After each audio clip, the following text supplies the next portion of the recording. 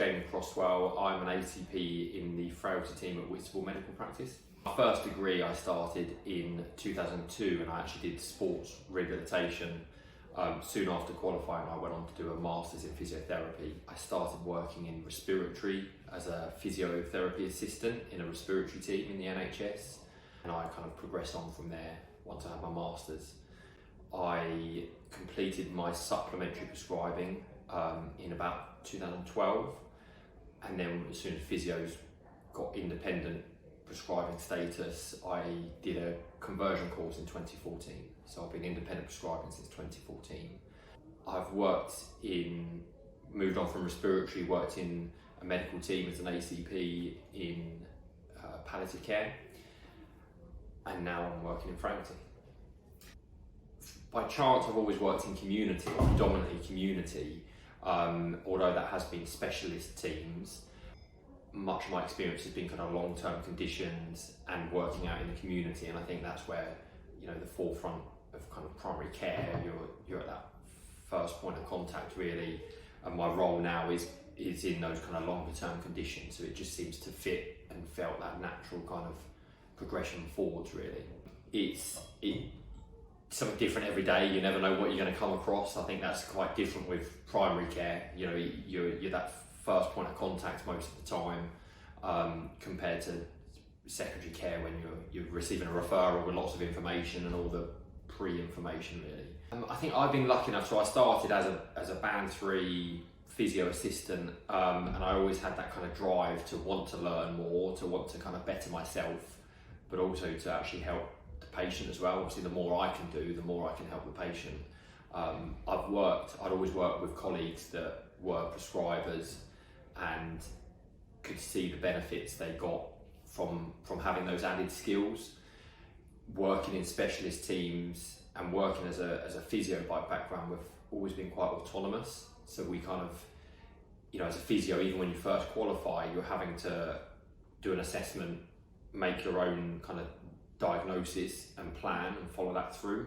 So I think ACP really takes that through as well, in more than just your typical MSK physios. We're doing it in the other kind of fields really. So being able to do that whole assessment, diagnose, you then manage them as well, you're kind of giving the patient the whole kind of package really.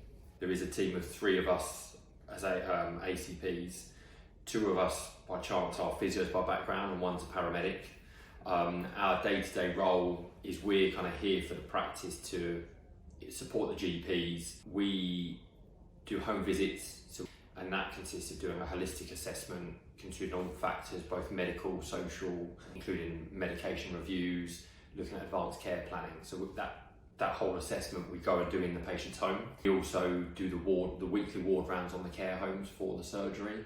And obviously with that we will closely feed back to the GP anything that might need their input, but kind of day to day we are autonomous, make our own decisions and then link in with the GP. We do take some urgent phone calls from the care homes as well, so they have direct access to us, but other than that most of our referrals come from the GPs if they've highlighted a patient that they may feel needs that extra input.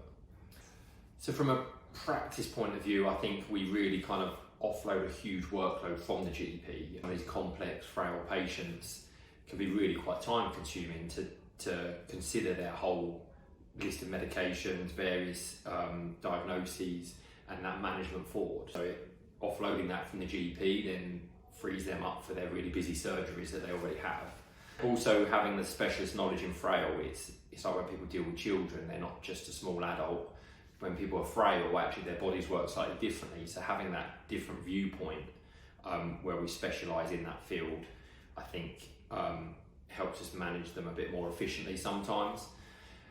And then for the patient, again, similar reasons, they get that holistic assessment when they're restricted to an appointment with the GP that might feel quite rushed or over the phone.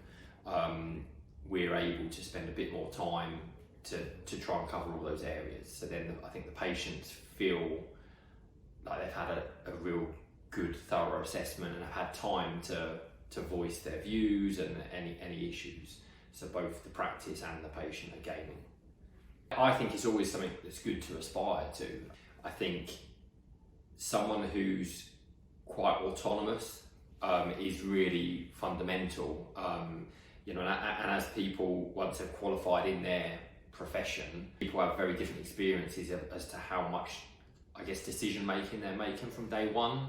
And so I think the autonomy is one of the things that people may sometimes struggle with if they've, over their years of experience, have always had other people making decisions. They find that the difficult adjustment. Whereas if they're used to being autonomous or critical thinking, those kind of qualities I think help someone be a better ACP. For me, I've always wanted to do a PhD. I'm not sure, it's quite a big ask to take on something like that. I think at the moment